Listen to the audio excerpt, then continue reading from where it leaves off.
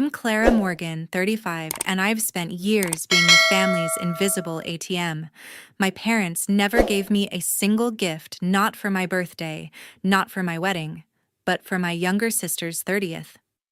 They planned a lavish party at a swanky Savannah seaside restaurant complete with champagne towers and a live band costing thousands.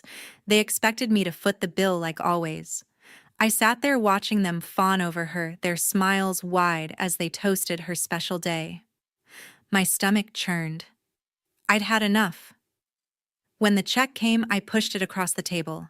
"I'm not paying," I said, my voice steady but sharp. The room went silent. My mom's jaw dropped.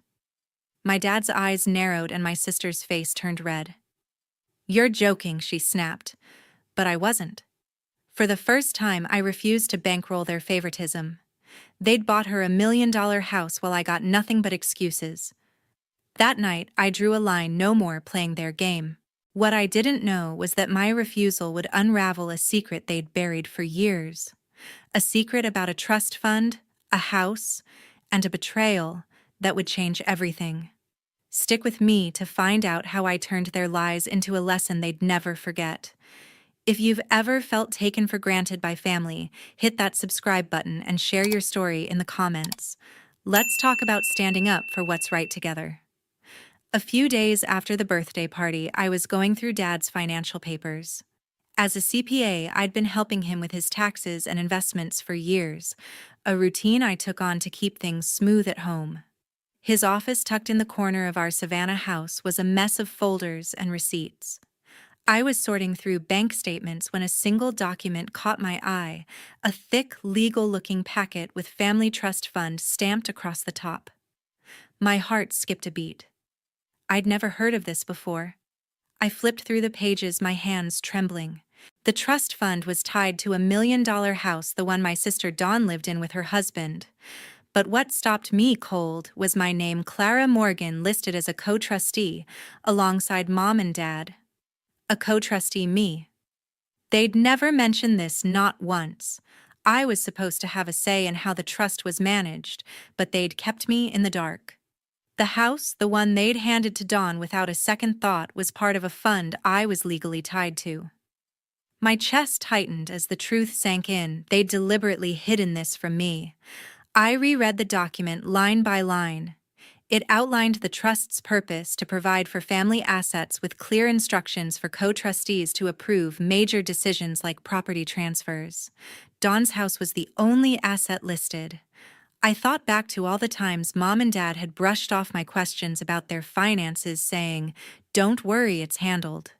Handled for Dawn, apparently. I'd worked hard, built my own career, while they poured everything into her: a house, a lifestyle, all without a word to me. My mind raced. Why would they make me a co-trustee but never tell me?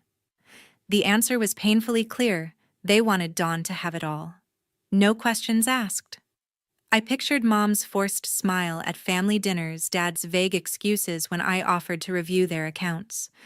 They'd planned this, banking on my trust to keep me oblivious. I felt a surge of anger, not just at them, but at myself for not seeing it sooner. As a CPA, I should have questioned their secrecy, but I'd let family loyalty cloud my judgment.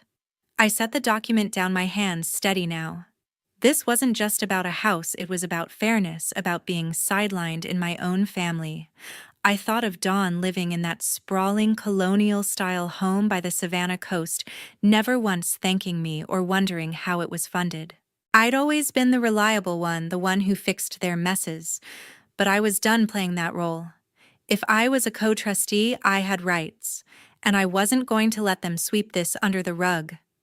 I grabbed my laptop and started digging into trust funds, learning what it meant to be a co-trustee in Georgia. The law was clear. I had the power to demand transparency, to question disbursements, even to challenge the trust's management. The more I read, the more I realized how much control I'd been denied. Mom and Dad had to know. I'd find out eventually. Why else keep it so quiet? I wondered if they'd forged my signature on trust documents, or just assumed I'd never look. Either way, their secrecy was a betrayal, one I couldn't ignore. I called a colleague from my accounting firm, someone I trusted, to get a second opinion. Without sharing too much, I asked about trust funds and co-trustee rights. She confirmed what I'd read. I had legal standing to request full records and could even freeze the trust's assets if mismanagement was suspected.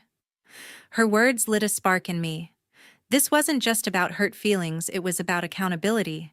I needed to know how deep this went, what else they'd hidden to prioritize Dawn. That document made me reflect on all the times my parents overlooked me. The trust fund discovery hit hard, but it wasn't the first time I'd felt sidelined. Growing up, Mom and Dad had a way of putting Dawn on a pedestal while I was left scraping for their approval. I'd worked tirelessly to build my career as a CPA, earning a promotion to senior accountant at a top Savannah firm. When I shared the news at a family dinner, Mom barely looked up from her plate. "That's nice," she said, then turned to Dawn, gushing about her new job as a part-time receptionist. "She's doing so well." Mom beamed as if my years of grinding meant nothing. I remembered the time I started my own accounting firm, a risky move that paid off. I was so proud, expecting at least a nod from Dad. Instead, he spent the evening talking about the car he'd bought Dawn, a shiny convertible she didn't even need. "She deserves it," he said, while I sat there, my achievement invisible. They'd never offered me a dime, not for college, not for my business, even though I'd always been the one to pull myself up. Meanwhile, they covered Dawn's rent for years, even when she bounced between jobs claiming she was figuring things out. The unfairness stung, but it wasn't just about money. It was the way they dismissed me, as if my hard work was expected, while Dawn's smallest steps were a triumph. I recalled a Christmas when I'd saved up to host a family gathering at my place. I spent days planning, cooking, decorating, only for Mom to complain that Dawn couldn't make it because she was too stressed. They left early to check on her, leaving me with a table full of uneaten food and a sinking feeling. I couldn't shake those memories as I sat in my office, the trust fund papers still burning in my mind. How many times had I let their favoritism slide, telling myself it didn't matter, I'd always been the responsible one, the one who didn't make waves. But now, knowing I was a co-trustee they'd hidden from me, I saw it clearly. They'd taken my loyalty for granted, using it to prop up Dawn while keeping me in the dark. I needed to talk to someone, so I called my friend Vanessa, a lawyer who always had a way of cutting through the noise. We met at a small cafe by the Savannah waterfront, the kind of place where the hum of conversation felt safe. I told her about the trust fund, how Mom and Dad had named me a co-trustee but never mentioned it. "That's not just unfair," Vanessa said, leaning forward, her coffee untouched. "It's deliberate. You're a CPA, you know how trusts work. They didn't want you asking questions." Her words hit like a spark. She urged me to dig deeper, to demand the full trust records. "You deserve answers, Clara," she said, her voice firm. "Don't let them brush you off again." Vanessa's encouragement was exactly what I needed. For years, I'd swallowed my frustration, thinking family meant putting up with their choices. But this wasn't just about a house or money, it was about respect, about my place in a family that seemed to value me less. I thought of all the times I'd stayed silent when Mom praised Dawn's potential, or Dad handed her cash for emergencies. They'd built a narrative where Dawn was the one who needed help, while I was just expected to keep going no matter what. Sitting in that cafe, I felt a shift. I wasn't going to be their invisible daughter anymore. Vanessa's advice gave me clarity. I had the skills and the right to uncover the truth. As a co-trustee, I could request every document, every transaction tied to that trust. If Mom and Dad thought they could keep favoring Dawn without consequences, they were mistaken. I left the cafe with a fire in my chest, determined to find proof of their favoritism, not just for me, but to show them I wasn't invisible. I started planning my next move. The trust fund wasn't just a piece of paper. It was evidence of how far they'd gone to prioritize Dawn. I'd search for more records, anything that showed what else they'd hidden. This wasn't about revenge. It was about fairness, about holding them accountable for years of sidelining me. By the weekend, I was rummaging through the storage shed behind the house. The shed tucked behind our family's Savannah home was a dusty maze of old furniture and forgotten boxes. I'd decided to search there, driven by a gut feeling that there was more to the trust fund than what I'd found in Dad's office. My resolve had hardened after recalling years of being sidelined, and I was determined to uncover any proof of what my parents had done. I pushed aside a stack of crates, my hands brushing against cobwebs until I spotted a small rusted safe wedged in a corner. It was heavy, the kind you'd expect to hold something important. My heart raced as I pried it open with a crowbar, the hinges creaking after years of neglect. Inside was a collection of yellowed papers, letters, utility bills, and a folded contract labeled Savings Fund. The contract had my name on it, written in Grandma Mildred's neat handwriting. My grandmother, who'd passed years ago, had set up this fund for me, her eldest granddaughter, to help with my future. The amount was substantial enough to have changed my life. But as I dug deeper, my stomach sank. Among the papers was a transfer agreement signed by Mom and Dad, redirecting Grandma's savings fund to purchase the $1 million house where Dawn now lived. The contract was clear: the funds meant for me had been used to secure her home, with no mention of my consent. I sat back on the shed floor, clutching the papers, feeling a mix of betrayal and disbelief. Grandma Mildred had wanted to give me a head start, but my parents had taken that away to give Dawn everything. I read through the letters next. One, written by my grandmother, was addressed to me. "Clara," she wrote, "this fund is for your dreams, not theirs." Her words hit like a punch. She'd known Mom and Dad might favor Dawn, she'd seen it even back then. Another document showed the timeline: the savings fund was drained shortly after Grandma's death, funneled into the trust that bought Dawn's house. Mom's signature was scrawled at the bottom, Dad's beside it. They hadn't just hidden the trust from me, they'd erased my grandmother's intentions to prioritize their favorite. The hurt cut deep, but it fueled me. These papers weren't just evidence, they were proof of how far Mom and Dad had gone to put Dawn first. I'd always known they favored her, but seeing it laid out in black and white was different. It wasn't just about money, it was about trust, about family choosing one daughter over another. I gathered the documents, my hands shaking, not from anger, but from clarity. I'd confront them with this, make them face what they'd done. As I was locking the safe, Vanessa stopped by carrying takeout from a nearby diner. "Still buried in work?" she asked, nodding at the papers in my hand. I smiled, keeping it light. "Just sorting some old stuff," I said, not ready to share the discovery yet.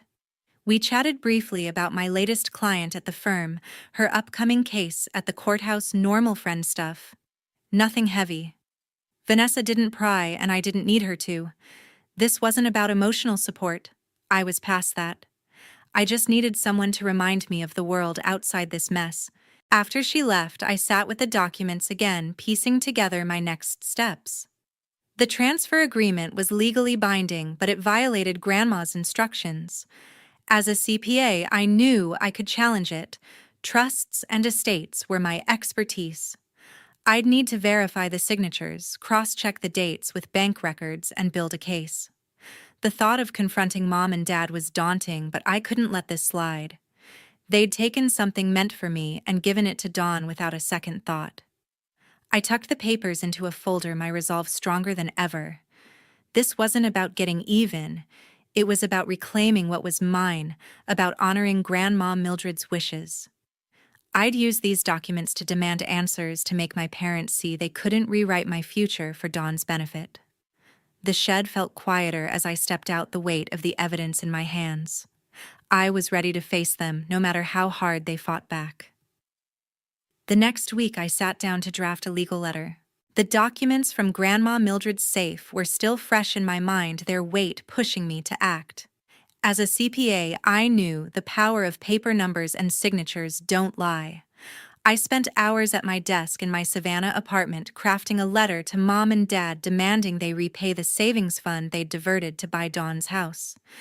If they didn't, I'd sue to liquidate the $1 million property tied to the family trust.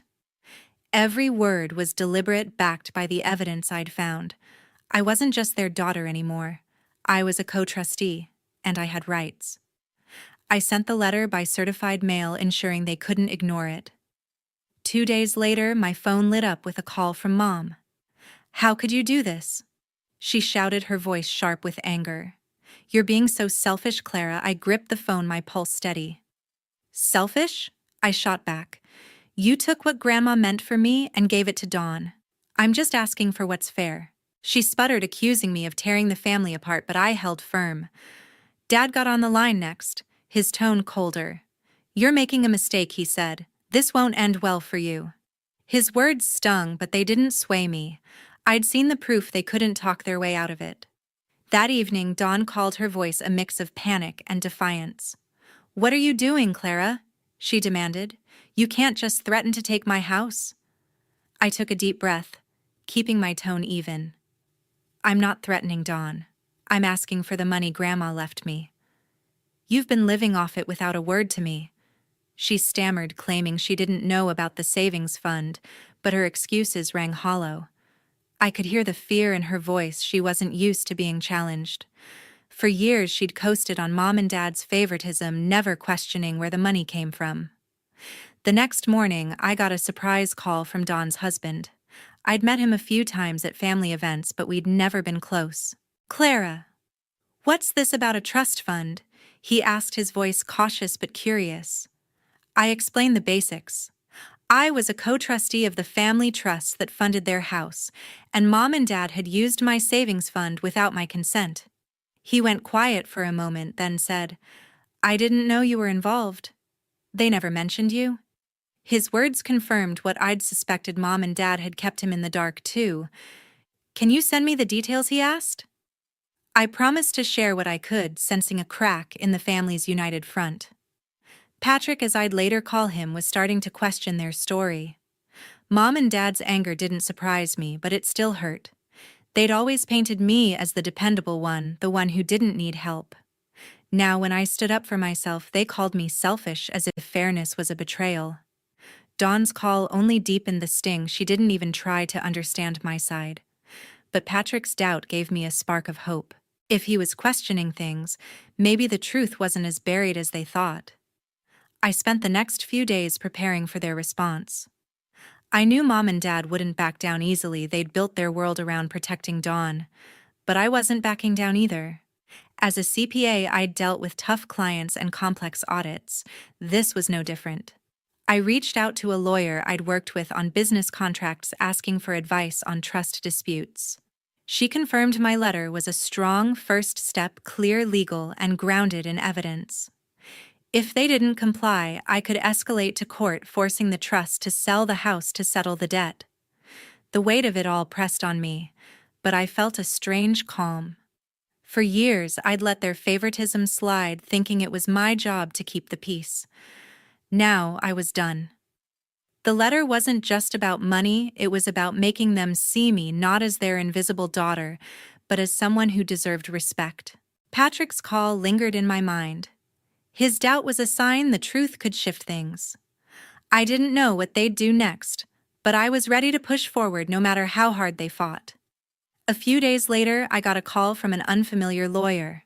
His voice was calm but firm, introducing himself as the attorney who'd handled Grandma Mildred's estate. He'd heard about my legal letter through a colleague and had something urgent to share. "Your grandmother left a will," he said, "one your parents never disclosed." My breath caught. Grandma had passed years ago, and I'd assumed everything was settled. He explained that she'd left me a small seaside shop in Savannah and a separate savings account, both meant to secure my future. But Mom and Dad had concealed it, claiming the assets were tied up in the family trust. I sat frozen at my kitchen table, the phone pressed to my ear. The lawyer read from the will, detailing Grandma's intentions. "She knew your parents favored your sister," he said. "She wanted to protect you. Grandma Mildred had seen their favoritism long before I did, writing clauses to ensure I'd have something of my own. The shop, a quaint storefront by the coast, was meant for me to run or sell as I saw fit. The savings account, though smaller than the one I'd found in the safe, was a safety net she'd crafted just for me. My chest ached, not from anger but from the love she'd shown hidden all this time. Mom and Dad had buried this will just like they'd buried my savings fund. I thanked the lawyer, my voice steady despite the shock. He promised to send copies of the will and advised me to consult my own attorney to enforce it. As I hung up, I felt a mix of gratitude and betrayal. Grandma had believed in me, seen my worth when my parents hadn't. But their secrecy cut deeper than ever, another layer of their choice to prioritize Dawn. That evening, Dawn showed up at my apartment unannounced. Her face was flushed, her eyes blazing as she stormed in. "You're destroying our family with that letter," she shouted, pacing my living room. "Mom and Dad did everything for us, and you're punishing them." I stood by the counter, keeping my composure. "Everything for you, Dawn," I said evenly. "They hid Grandma's will from me. They gave you a house with my money. That's not family, that's unfair." She scoffed, insisting Mom and Dad had no choice, that the trust was complicated. But her words faltered, and I saw the doubt flicker in her eyes. She wasn't used to me pushing back. I didn't raise my voice or let her bait me. "You've always gotten what you wanted," I told her. "But I'm done letting them erase me." Dawn tried to argue, claiming I was blowing things out of proportion, but I cut her off. "I have proof, Dawn. Grandma's will, the savings fund, they kept it all from me." She froze, her defiance crumbling for a moment. Then she stormed out, slamming the door, leaving me in silence. Her outburst didn't shake me. If anything, it made me more certain. Grandma Mildred's will wasn't just a gift, it was a lifeline, a reminder that someone in our family had valued me. I pulled out my laptop and started organizing my evidence: the savings fund contract, the transfer agreement, and now the will. I'd need to meet with my lawyer soon to map out the next steps. Mom and Dad's secrecy, Dawn's denial, it all pointed to a bigger confrontation ahead. I wasn't looking to tear them apart, but I wouldn't let them hide the truth anymore. I was ready to face them, armed with the facts and Grandma's trust in me. A week later, I walked into the lawyer's office. The room was stark, with a long table and shelves of legal books lining the walls. I carried a folder with the evidence: the savings fund contract from the safe, Grandma Mildred's will, and the trust documents. Mom, Dad, Dawn, and Patrick sat across from me, their faces tense. Vanessa was there as a witness, her expression neutral, sitting quietly to the side. The lawyer, a middle-aged man with a steady voice, opened the meeting, asking me to present my case. I laid out the papers methodically, starting with the savings fund meant for me, diverted to buy Dawn's house. "This was Grandma's gift to me," I said, pointing to her handwritten letter. "You used it without my knowledge." I moved to the will, detailing the seaside shop and savings account Mom and Dad had hidden. As co-trustee, I was never informed of my role or these assets. My voice was calm but firm. I ended with my demand: they pay the trust's maintenance fees, backdated for years of neglect, or I'd push to liquidate the house to cover the costs. Mom's face reddened. "You're tearing us apart over money," she snapped, her hands clenched. "We did what was best for the family." Dad leaned forward, his voice low but sharp. "You've always been so independent, Clara. Why can't you let this go?" I met his gaze. "Because it's not just money, it's about fairness. You hid Grandma's wishes to favor Dawn." Their objections felt rehearsed, a wall to deflect the truth. Dawn sat rigid, her eyes darting between me and the documents. Patrick, though, surprised me. "Clara's right," he said, breaking the silence. "If she was entitled to those funds, you should have told her." His voice was steady, and I saw Dawn flinch beside him. "I work in banking," he continued. "Trusts don't work like this. Hiding a co-trustee's role is wrong." His support caught Mom and Dad off guard, their expressions shifting from anger to unease. Mom tried to pivot. "Dawn needed the house more," she insisted. "You were always fine on your own." I shook my head. "That's not your call to make. Grandma chose me for those assets." Dad scoffed, accusing me of exaggerating, but the lawyer intervened. "These documents are clear," he said, tapping the will. "Clara has grounds to enforce her rights." The room fell silent, the weight of his words sinking in. Vanessa remained quiet, her role limited to observing, her presence a reminder of the legal stakes. I took a deep breath and made my final move. "I'm done being your silent co-trustee," I said. "I'm stepping down from the role, but not from this fight. Pay the fees or the trust will sell the house to settle the debt. Dawn gasped, her hands covering her mouth. Mom's eyes widened and Dad's jaw tightened. They hadn't expected me to walk away from the trust entirely. Patrick nodded slightly, his acknowledgement a small victory. But Mom and Dad's defiance didn't waver. "You'll regret this," Dad warned, his voice cold. I didn't flinch. "I regret trusting you, to be fair," I replied. The lawyer closed the meeting, advising them to consider my demand seriously. As we stood to leave, Dawn avoided my gaze, and Mom muttered something about family loyalty. I felt the sting of their words, but no doubt in my choice. Walking out, I felt lighter, unburdened by the role they'd forced on me without consent. The evidence was public now, the truth laid bare. Patrick's support was a crack in their united front, and I knew it would shift things. I wasn't sure what they'd do next, but I'd made my stand. The fight for fairness wasn't over, but I'd taken control, and that was enough for now. After the meeting, I drove to Grandma Mildred's shop. The small seaside storefront stood quietly along Savannah's coast, its weathered sign a reminder of her care for me. I decided to sell it not out of spite, but to build something new. The sale closed quickly, fetching enough to start a personal fund for my future, a fresh start, free from my family's shadow. I invested the money wisely, using my CPA skills to secure my independence in Savannah, where I could live on my own terms. Mom, Dad, and Dawn couldn't pay the trust's maintenance fees. The lawyer had warned them, but they ignored it, clinging to their excuses. The trust moved to liquidate the $1 million house, and the sale barely covered the overdue fees and a hefty tax debt. Mom and Dad's finances crumbled under the strain, their savings drained by their refusal to face the truth. Dawn lost the house she'd taken for granted, forced to rent a small apartment and find a stable job for the first time. The consequences of their favoritism hit hard, a bitter gift I didn't need to deliver. They'd brought it on themselves. I chose to cut off all contact. No more calls, no more visits. I blocked Mom's number after her last angry voicemail accusing me of betrayal. Dad sent a curt text claiming I'd ruined them, but I didn't respond. Dawn never reached out, and I didn't expect her to. Walking away wasn't easy. Family ties linger even when they hurt, but it was necessary. Their choices had built a wall I no longer wanted to climb. The surprise gift wasn't revenge. It was letting them face the fallout of their unfairness. By prioritizing Dawn, they'd gambled their stability and lost. I felt no joy in their downfall, only relief that I'd reclaimed my worth.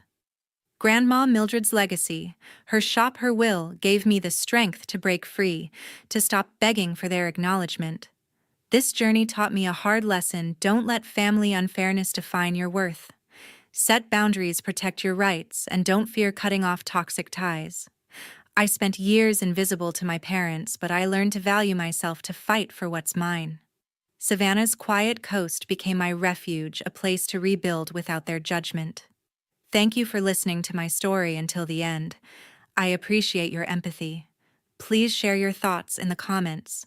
What would you do in my situation?